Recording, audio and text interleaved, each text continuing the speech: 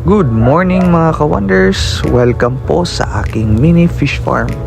So ngayong umaga ay mag-harvest ako ng aking Black Mosco na gapi. So ngayon, as you can see, marami po tayong fry ngayon. Meron po sa may gilid, sa may sulok po. Marami po tayong mga fry.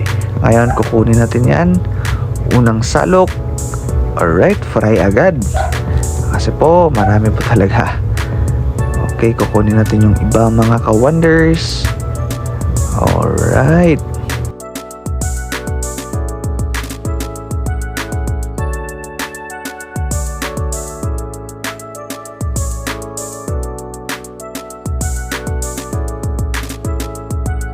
At ito na po lahat sila mga ka-wonders.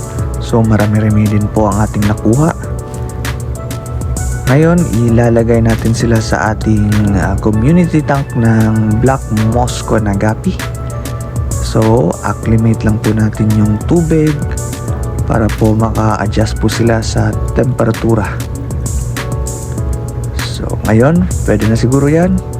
Release na natin sila. Ang dami po mga ka-wonders. As you can see, meron pong malalaki, meron pong mga maliliit.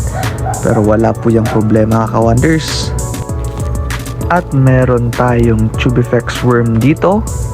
So ngayon, ipapakain natin ito sa ating mga fry para po mabilis silang lumaki. Alright. Isa at saka dalawa. Siyempre, papakainin din natin ang ating mga breeders ng ating Black Mosco.